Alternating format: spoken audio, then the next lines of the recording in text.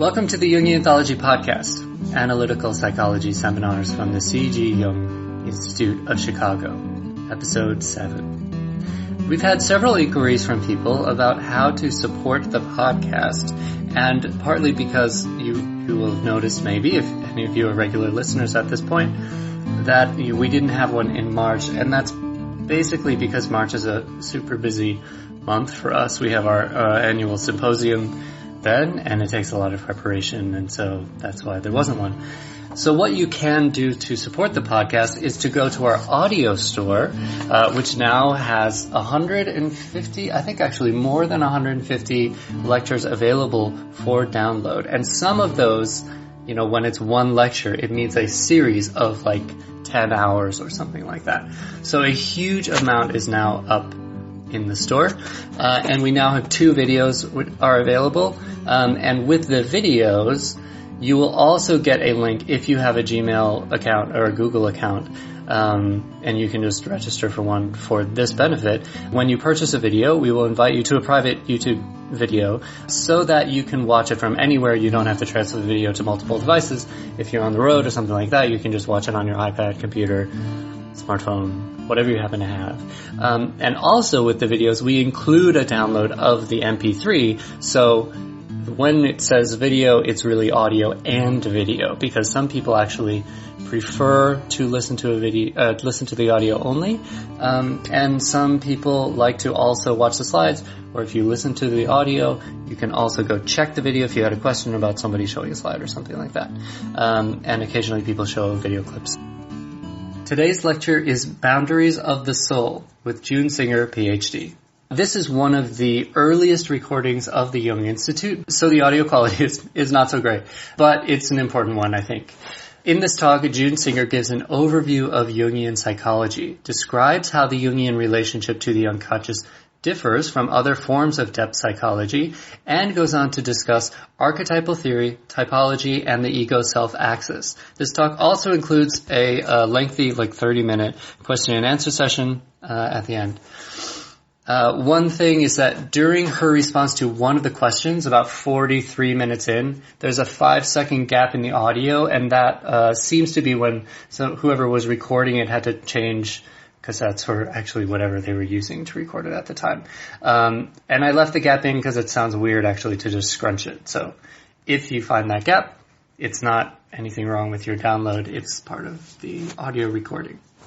Jung Singer, PhD, was a major figure in the development of the Jungian movement in the United States. She earned a PhD in psychology from Northwestern University and completed training as a Jungian analyst in Zurich, Switzerland. During the 1960s, Dr. Singer founded the Analytical Psychology Club of Chicago, which eventually became the C.G. Jung Institute of Chicago, in order to provide interested individuals an opportunity to study the works of Carl Jung. Jung Singer was a gifted analyst and a distinguished author and lecturer.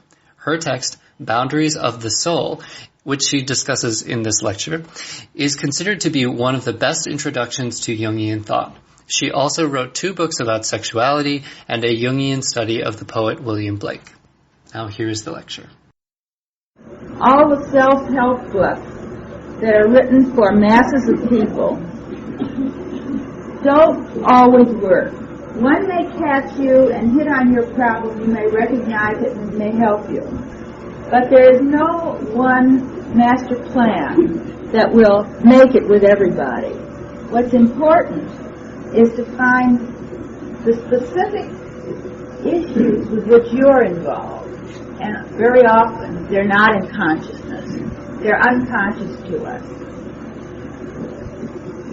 So Jung talked about consciousness as being the sphere of the ego, that is, the ego being the center of consciousness, or the organ of consciousness that kind of runs consciousness, and the unconscious, which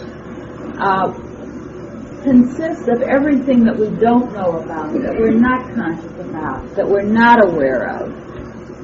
Now, these are not 2 different spaces cut off from one another.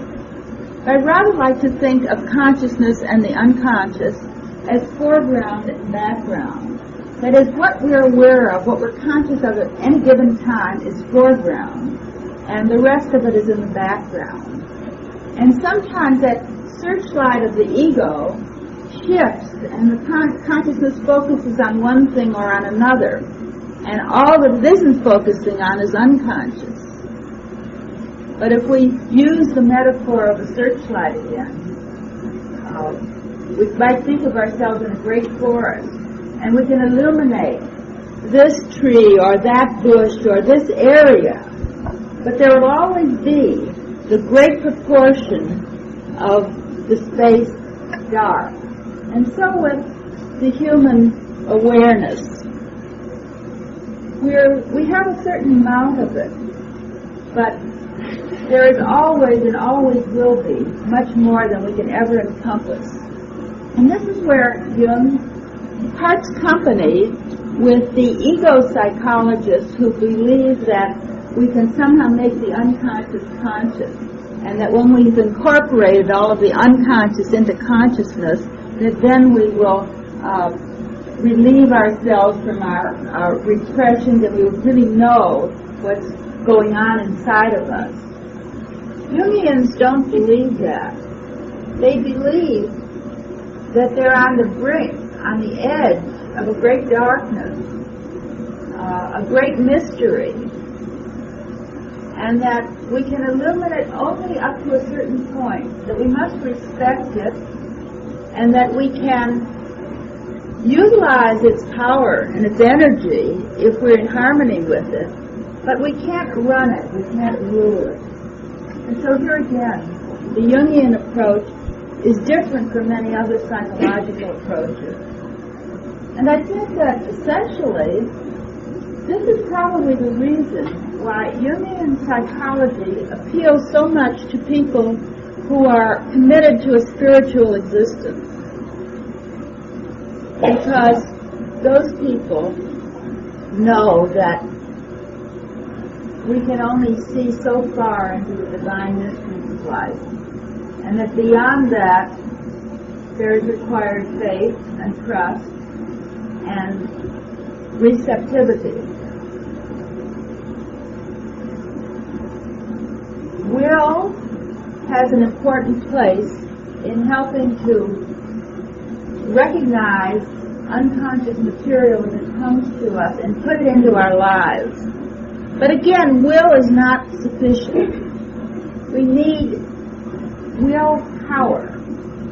Now, I'm not using this in the ordinary sense of determination, but I'm using it in the sense of that power that comes from being in touch with the forces that are operating, which motivate us, which give us guidance, which give us direction.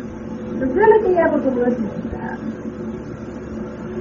There's an old Chinese proverb that says, the town may be changed, but the well cannot be changed. This is very beautiful, because the town could very well be said to represent the ego, that which we build, and we can build it here, we can build it there, but the well on which the town depends goes deep into the earth, and it taps into sources of water that we don't know where they come from, we don't know where they go to. But that is a given.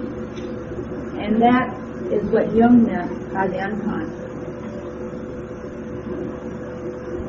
And when we build our town on our well, when we build our life structure on the depth of reality, then we can be sure that it will be well-founded and well-grounded. Now, Jung explored the unconscious in his way at a time when not many people were doing it. It was a very frightening territory. Today, people explore, they take drugs, they go into meditation. It's not unusual to explore unconscious areas. Jung did it at a time when it was very frightening, when only a few people had even recognized that there was such an area. And he went deep into himself without any drugs, without any traditional kind of meditation. He did it mostly through his own dreams, through exploring his own dreams, through some visions of the imagination that came to him, through some inner dialogue. And he began to map this area. Now, when I say map it, I don't mean to say that he said this is here and this is there. But he tried to sense the kind of internal structure and talked about a great deal. The way he talked about it is the only way you can talk about the unconscious, because you don't really know it. And he talked about it metaphorically. So when I talk to you about the unconscious at night, I'm also talking metaphorically. Jung talked about archetypes. Archetypes is a word that's pretty familiar today, but in the Jungian sense, it's not so easy to explain. The archetypes were kind of structures in the unconscious psyche, ways in which people tended to see things. One quality of the archetype is that it's ubiquitous. It's all over the world. Everybody sees in these particular ways, particular forms. And it's also not bound, the archetype is also not bound by time. One experiences the same archetypes that our ancestors experienced. So, for example, the archetype of the evildoer, the shadow, the dark person, the antichrist, the devil. This dark, unknown, powerful element, in some form or shape, has always been with human beings. From the earliest primitives who perceived dark forces in the forest to today when we see another nation, for example, that's not doing things the way we approve of as being the embodiment of evil. So the shadow was what Jung called this particular archetype. Another archetype is the archetype of the contrasexual. That is to say, the awareness within us of the opposite sex and the image within us that we carry of the opposite sex. So I, as a woman, would have within me a masculine image or a masculine potential, a repressed, possibly masculine element. That would be called the archetype of the animus, coming from the Latin word for soul, which of course is in the feminine gender, anima, because it began to be used for men talking about their feminine counterpart. So the anima and the animus represent another archetype. The idea of the mother, the great mother, the eternal mother, is another archetype that people experience within themselves as they view the world, and their mother figures, whether they're institutions like the church, or whether they might be a teacher or a friend, an older friend. The great mother archetype comes up very often. So these archetypes are very generalized forms, and each culture puts its own content into the archetype, so that the mother image in one culture might be very different from the mother image in another culture. And bringing it down even more to the personal, we all have personal experiences of these archetypes. I've only given you a very few. There are many of them.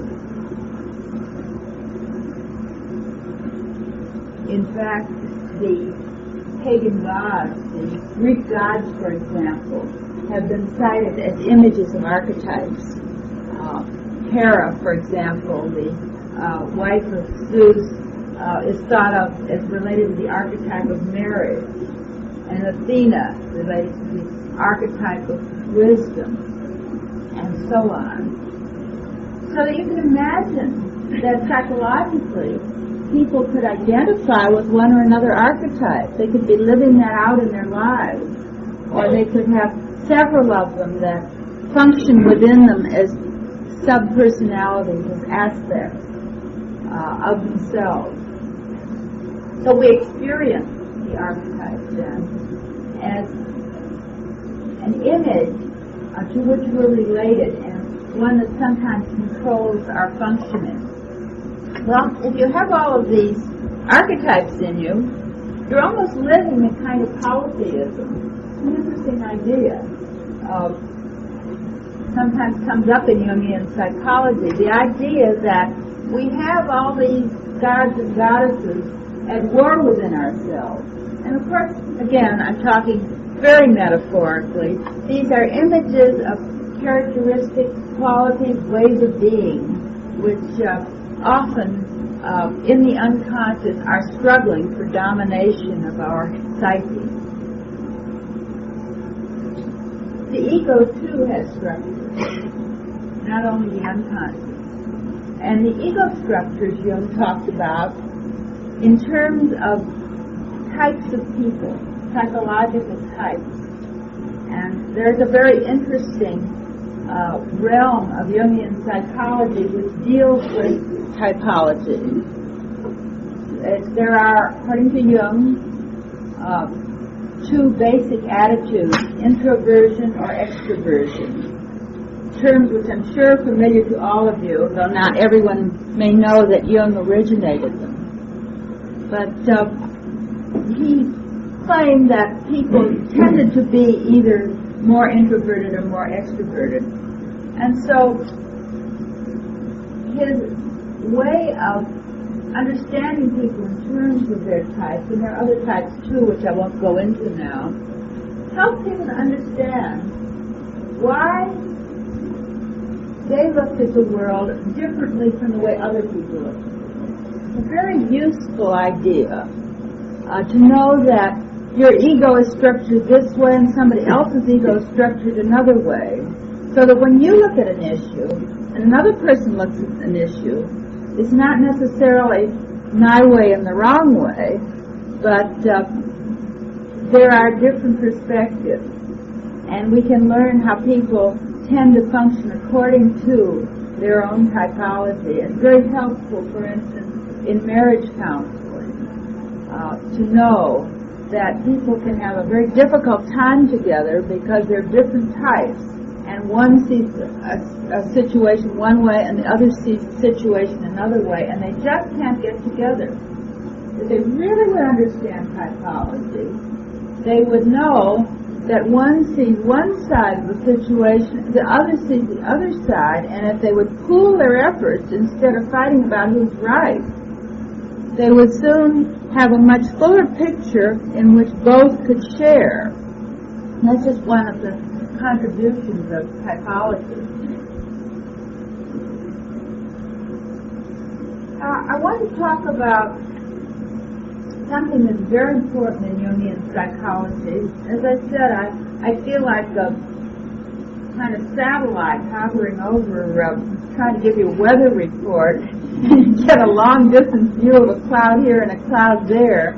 But I'm not really trying to teach you anything. I'm trying to give you a sense, a feel of what this is all about.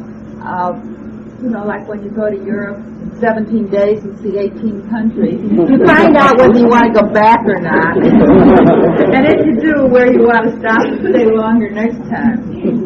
So here's a place you might want to stay for a while. It has to do with what Jung called the ego-self axis.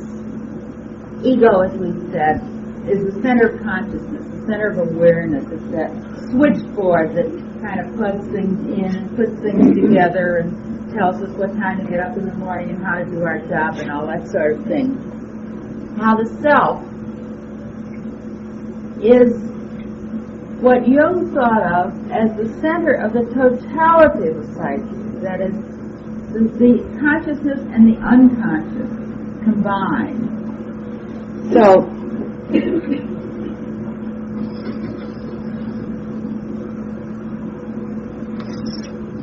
if this is the conscious part of the psyche, And this is the unconscious, which really stretches out into infinity. The ego is in consciousness, and it really operates here, and it mediates between consciousness and the world. But the self is the center of the whole psyche, and it both mediates between the unconscious and consciousness through the ego. So the self then is the real center of our being. It's where the ego gets its direction when it listens. And when it doesn't listen, it often gets very much disturbed because we're not working with our deepest selves. The self can be thought of in two ways. As the center, I think of the self as the center of my psyche, my unconscious, my consciousness. And I can also think of it as being connected with the universe. That is, it's that part of the universal consciousness, the divine will, if you want to put it in those terms, which I experience within myself. So we have self, I like to differentiate it, self with a small s, meaning myself, my center, and self with a large S, that human being, and begin to find our way in the world, first in the family, and then in the school, and then out in the world, and establish ourselves as human beings, and a person with an identity, a place in the sun, all that. Those are ego tasks, and they're usually the main tasks of the first half of life. It's almost necessary for us to know who we are from the ego standpoint, to have a sense of identity, a self-image, a sense of competence. Before we begin asking the question, is this all there is? I've made it all right. I've gotten myself established in school or in work or in my family. But isn't there more? How am I connected with that great universe outside of myself? And what can I do in connection with it to make that connectedness and that reality more personal? And so with Jung, we go beyond the personal crises and personal problems to issues of ultimate reality, that we face them insofar as we're capable and try to find a relationship between ourselves and those kinds of realities.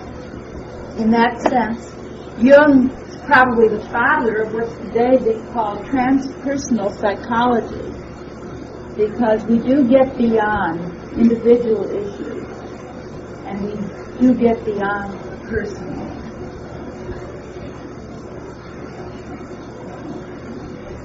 We go from the small self to the larger self. And this large self also is an archetype. That is, it's something of which people can become aware. And it's present, at least in potential, in everybody. So what are some of the images of the self? How does it show itself? Jung, being a Christian, said that the image of Christ, the awareness of Christ as a symbol of the self or an image of the self, was one way in which this greater self manifested itself to human beings. That here was the image par excellence of that God beyond, or that self beyond, that one cannot really see, or one that doesn't have human form, that can't be contacted as directly. Other images of the self, perhaps a figure such as Buddha, could be seen in that light. Or the Kabbalistic image, the Ein Sof in Hebrew, which was what was called the divine presence, which really had no name, the ineffable presence. The mandala, the circle design, which symbolizes centrality and yet radiates out in all directions.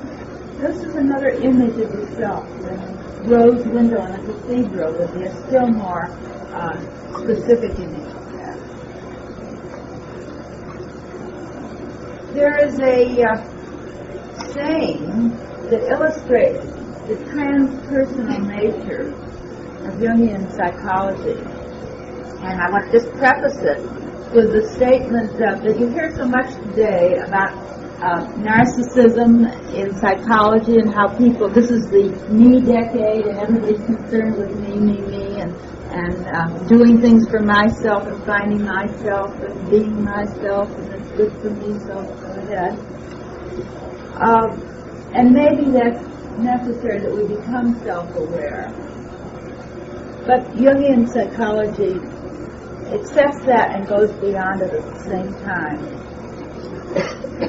The statement, again a rabbinical statement, goes like this: if I am not for myself, who shall be for me?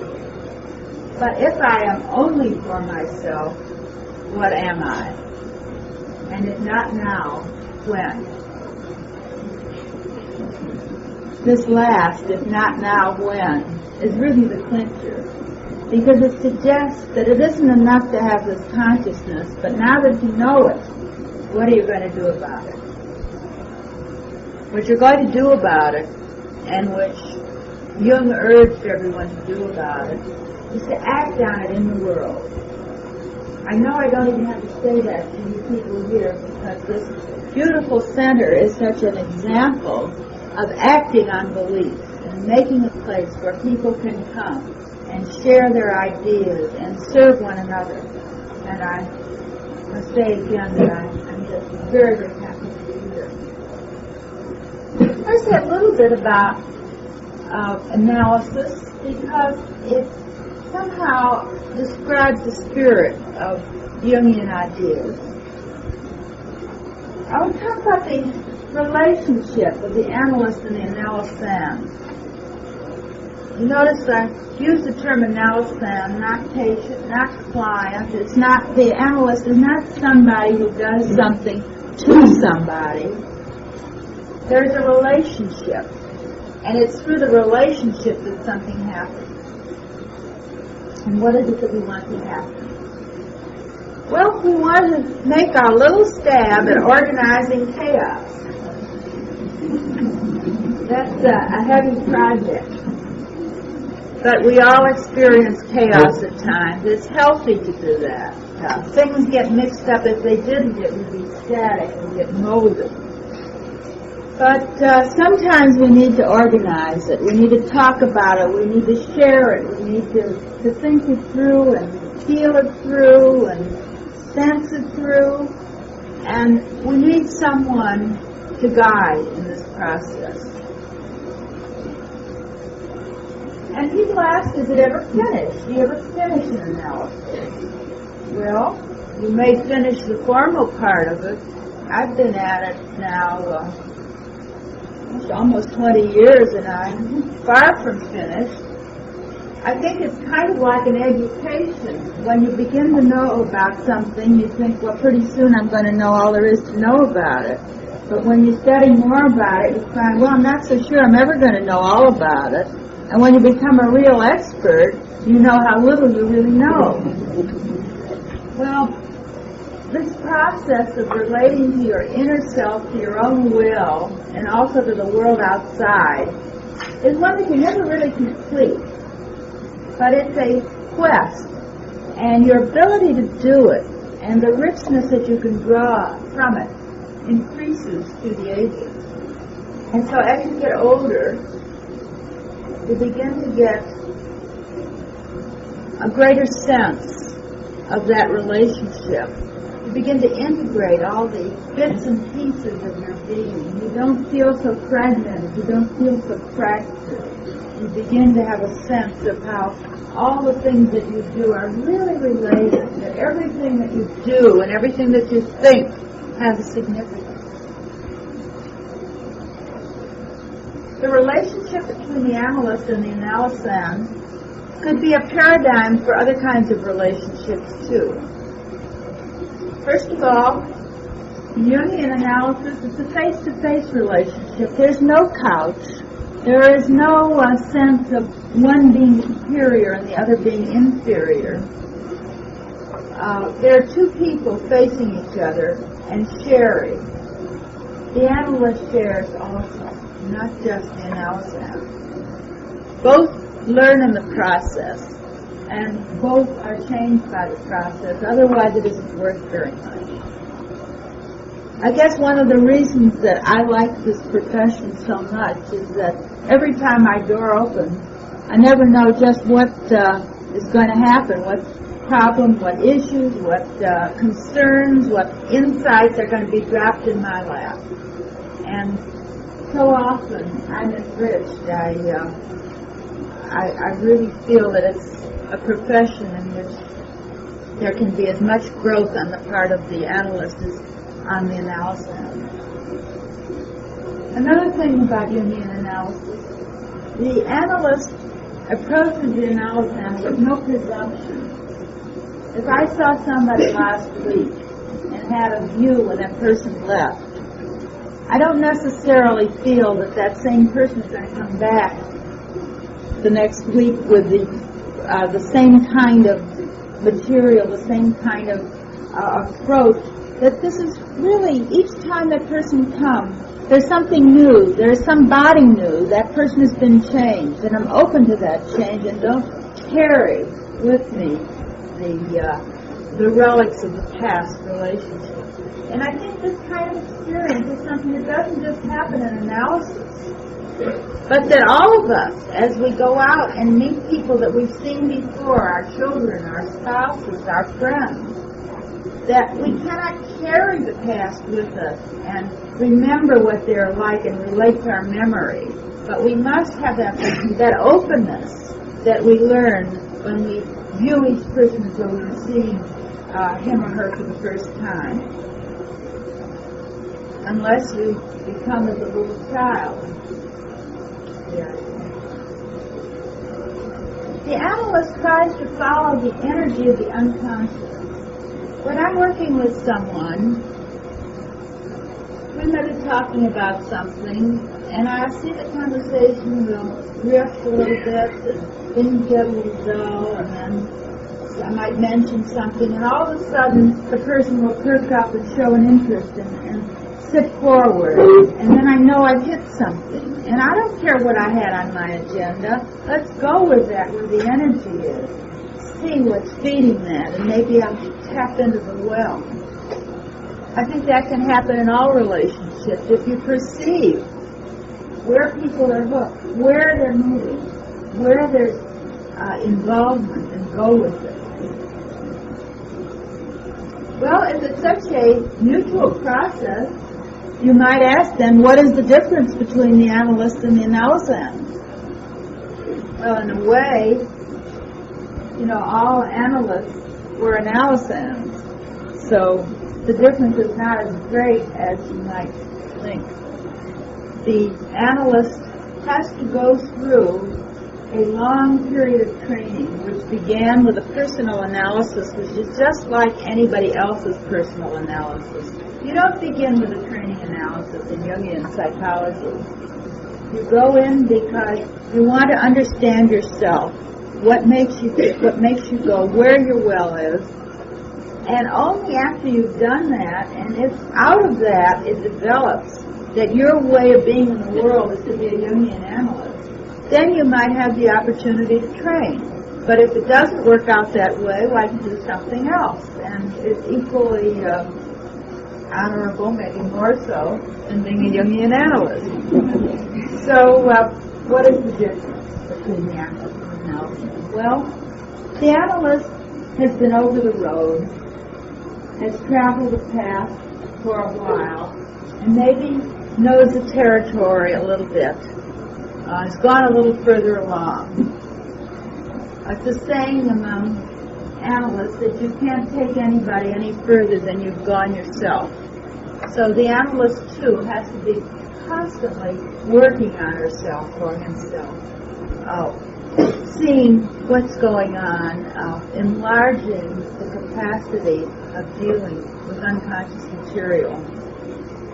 The analyst, like the analysand, has experienced the pain of the process of dredging up and clarifying the difficulties, the problems, the embarrassments, the shame, the guilt, facing his or her own darkness quietly and alone, and also in confrontation with another human being, as you all know, is very different from doing it alone.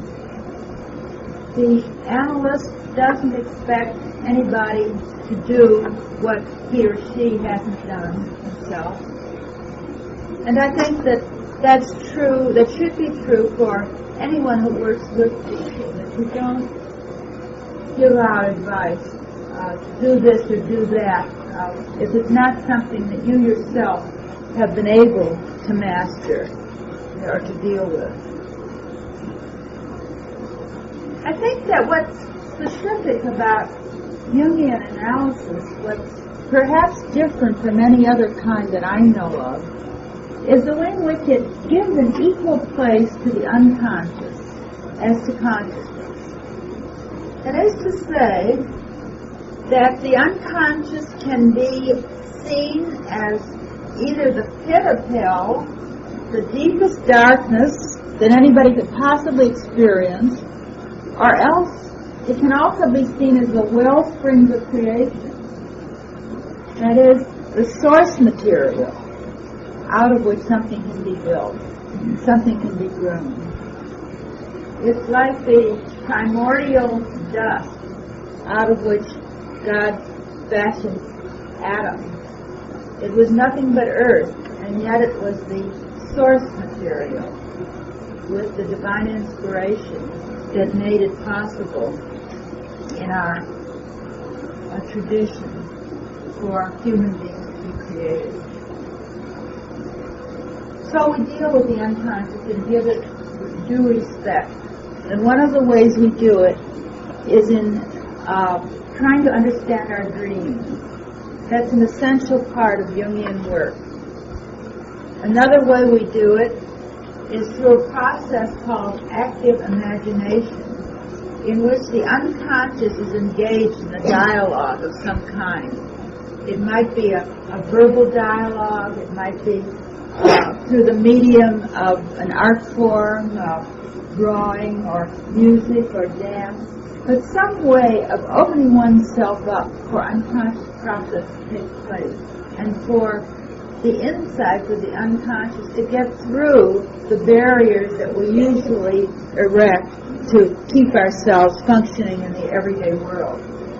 So that's a whole other process, which is important if we're to get into a relationship with the unconscious. And the third way, which I think is very valuable, is through our own creative production, through what we give from ourselves out to the world in our tasks.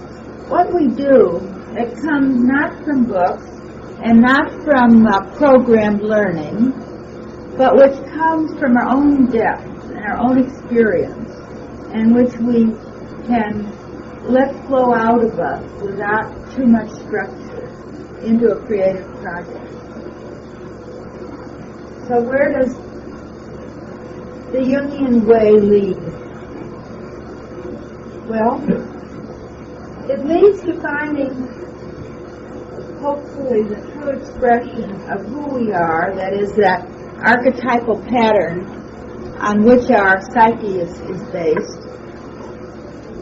It's a way of learning to live with people in the world, and it's a way of learning to live with our many selves, which we all possess, and to find some sort of harmony with those many selves. It's a way of discovering the monism the unity that's behind the polytheism of life as it appears to us, the many different ways of identifying ourselves and valuing ourselves, to see that one basic, ultimate reality which supersedes all the little bits and pieces.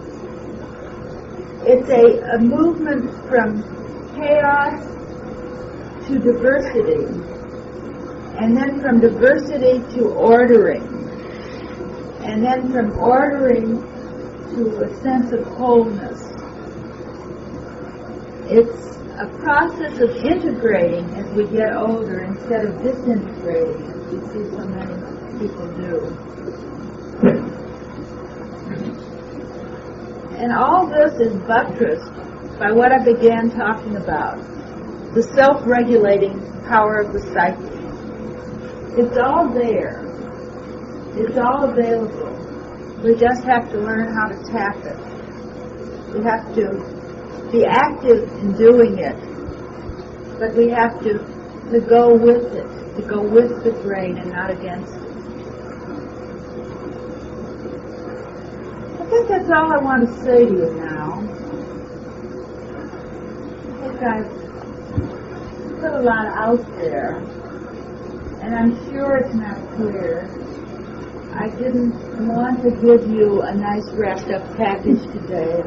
If I stimulated you to think, that's really all I wanted to do, to reflect, to ask yourself, is this a way of looking at life that I can use? Do I feel comfortable with it?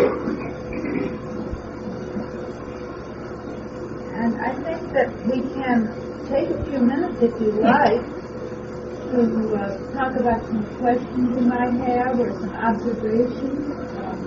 Whatever you'd like, please. I know there's a lot of paradox about this. I was wondering, you talked about how there's a certain basic well that is the person, and then you talked about a person coming in one session and then another session. You wouldn't assume that it had to change a great deal.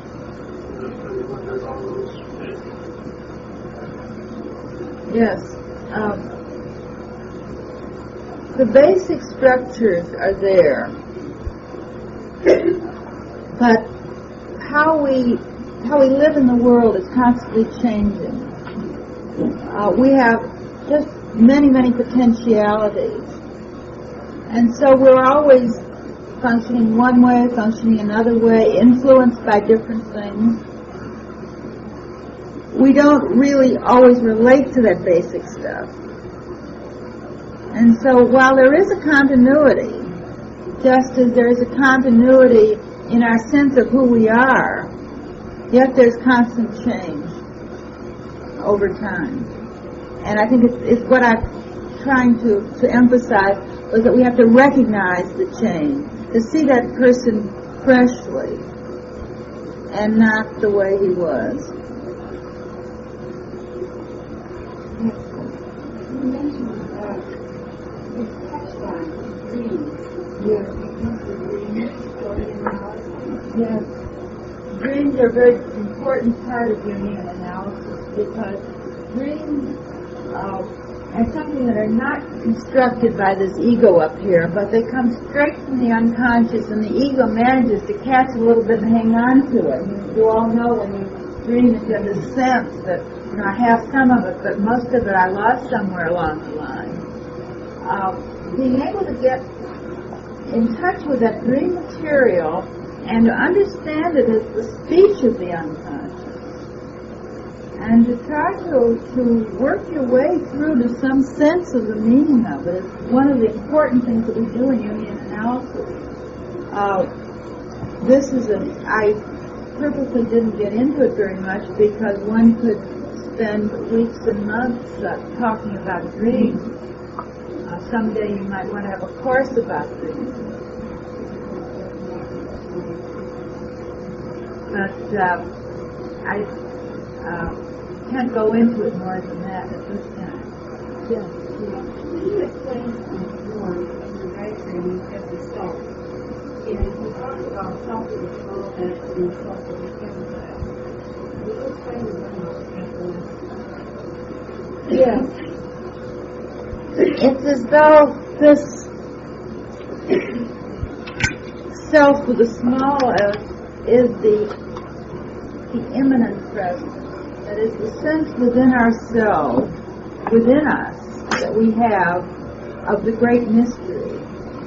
But the self with a large S is the rest of it, the part that's transcendent, the part that we cannot directly encompass. We can only encompass that which we experience. The S, self with a small s. Does that help a little? Thank you. Would that be like in Hinduism, the Atman and the Brahman? It would be comparable, yes. Yes. Because everyone do it. Thank you. That does help. Yes, please. It's like you want to evolve complete and total. Doesn't it also simultaneously wish to dissolve, like Freud said in Beyond the Pleasure Principle? It also wish to self-destruct and dissolve simultaneously with trying to be complete and total? There is a sense of that sometimes, too, that there is always a dynamic going. If it could ever be complete, things would be static, things would wind down. But there is always a process of coming to a certain resolution of a problem and then a new problem evolves, or new issues. So there is always this dynamic process. You're in the process of kind of a lifelong individuation. Is this what we all are trying to achieve, this union between ego and God and the self? I would think so. This is what I really want to say. How does it make you feel? How does it make you feel? What physical, emotional difference does it make when you have some wisdom? And I really admired you both so much, and I just wanted to ask you that. What practical sense does it give you? Well, it's a strange thing. I certainly am on the path like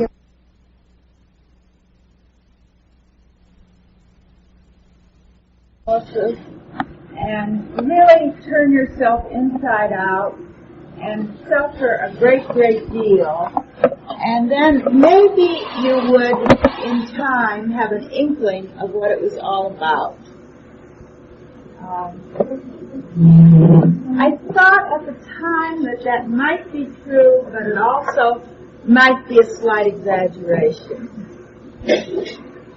And it was at that time that I, in my innocence as a student, asked the question, why doesn't somebody write a kind of simple book explaining what a Jungian analysis is like, what it's like to get into the feeling of the Jungian way of doing things, the Jungian way of approaching life, what that's like. And people said to me, no, you can't do that. It's much too complicated, and you really have to go through it like going into a mine and digging it out from the very depths of the earth. I wasn't altogether convinced, but there wasn't too much I could do about it at the time. And after I had come back to Chicago and been in analytic practice for around 10 years, I decided to do the thing that they said couldn't be done. And so I wrote a simple book, relatively simple, called Boundaries of the Soul, in which I try to explain the essence of what happens in Jungian therapy or Jungian analysis from the point of view of the therapist, how I saw it, what I saw happening to people, how they changed, how I changed, because I think I changed as much as anybody in the process. That took a couple of years to do, and so here I am now, a few years later, with about an hour to talk with you, and try somehow to capsulize some important experiences in connection with Jung's thought as it affects the person who studies it, who reads it, who tries to live it. I'm reminded of the story that's told of the Rabbi Hillel, who lived about the time of Jesus and was asked if he could explain, asked by a heathen if he could explain the essence of Judaism while this person could stand on one foot. People weren't very patient with philosophy in those days. And so he thought a while, and then he said, well, I'll give it a try. He said, do not do unto anyone what you would not have them do unto you. That is the essence of the whole thing. All the rest is commentary. Well, I guess what I'm going to do is try to deal with essence. If you want to explain more, if you want to understand more, if you want to get into it more, if you want to get a sense of it, I know that Time Center has provided some opportunities. We in Chicago and Evanston have established a Jung Center up there, which provides lectures, workshops, seminars. A couple of weeks ago, we had an outreach program where we tried to reach the psychiatrists of the Chicago area, and a good many of them did come. And some of our Jungian psychiatrists talked with them about psychiatric implications of Jungian analysis. So we've had that. We've had outreach to clergy and to educators and social workers. We have there also a library. We grant films having to do with Jung and his life and his work. And we have a training center for Jungian analysts and also a therapy center.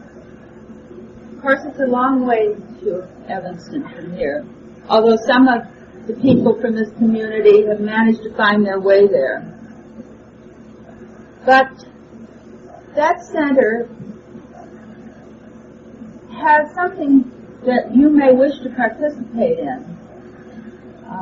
That's one of the purposes of this meeting tonight. And Mr. Vanderbeek is going to talk with you about the possibilities when I finish talking. So I want to begin by telling you a little bit about Jungian therapy. You all might have seen the ad for Rosen's rye bread. There's a picture of an Indian with long braids and a feather in his hat, and the caption is, "You don't have to be Jewish to enjoy Rosen's rye bread." Well, if I can edit that, but you don't have to be sick to undergo Jungian treatment or Jungian therapy.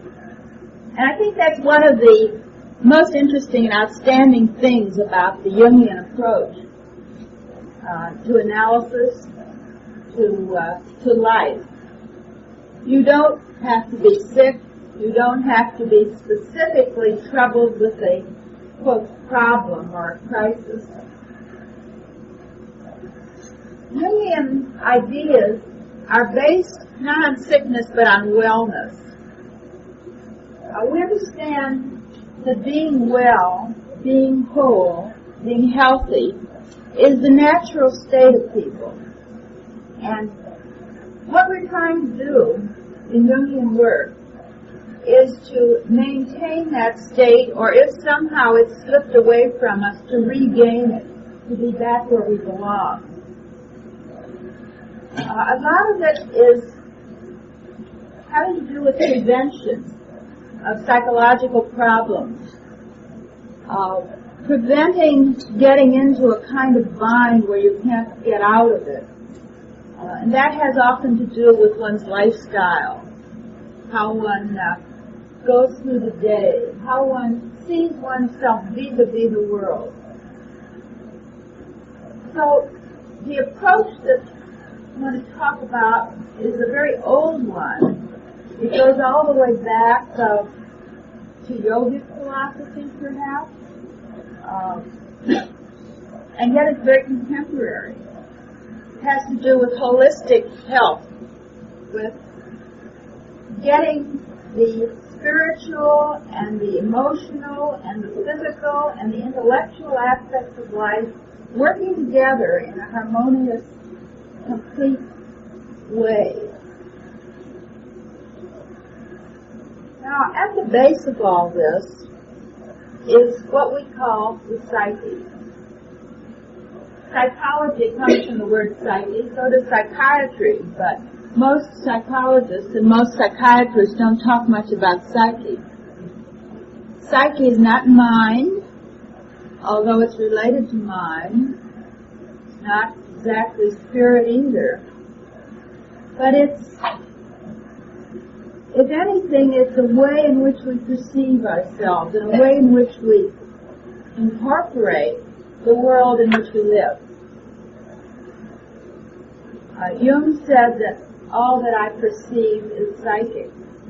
That is to say, we perceive it through our own eyes, through our own personal subjective experience, through the psyche, that indefinable lens before our eyes.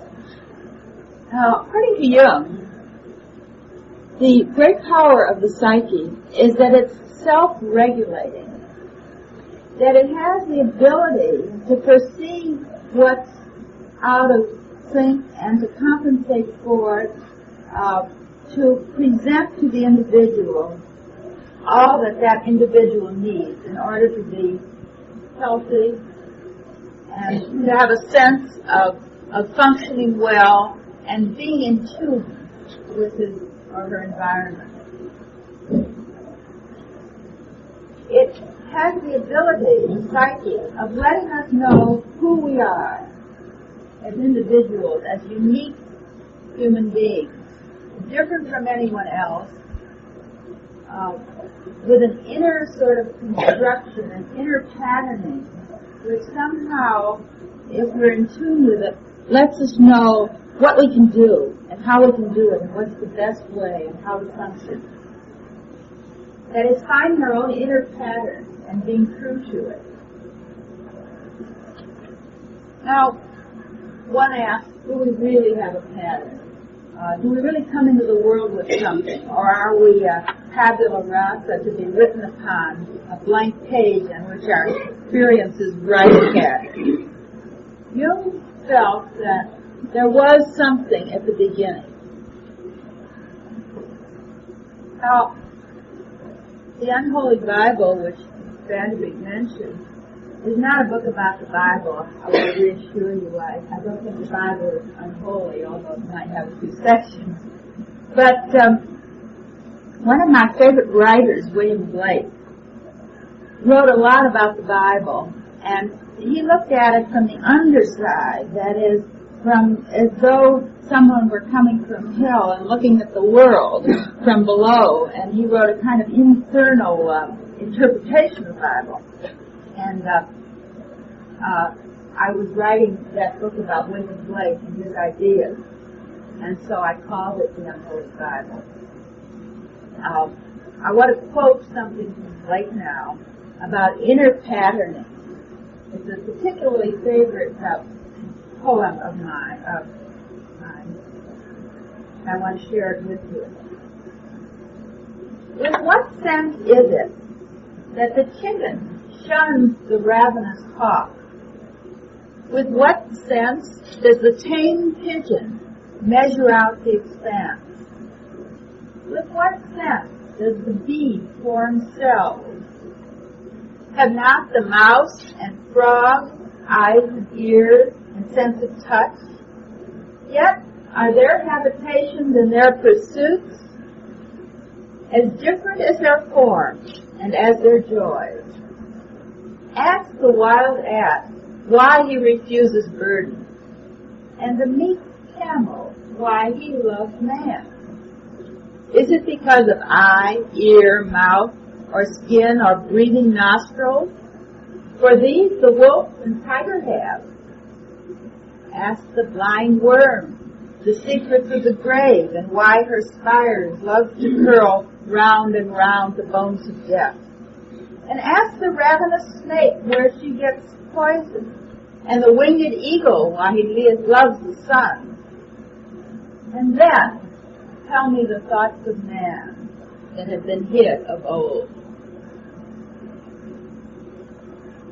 So, you see, even in the animal kingdom, as the poet expressed it, each being has a way of being that was meant for that one, and for that one alone.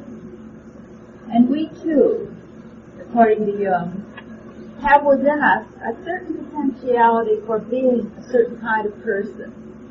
And if we find it, if we discover it, and we live, not only discover it and know what it is, but live in harmony with it, then we begin to get this sense of wholeness, this sense of being all together that Jung talks so much about. Now, the psyche is this self-regulating power within us that presupposes a natural wholeness. So if we have the psyche, which is so self-regulating, we might ask ourselves, well, why am I not feeling whole? It doesn't always seem that way, does it?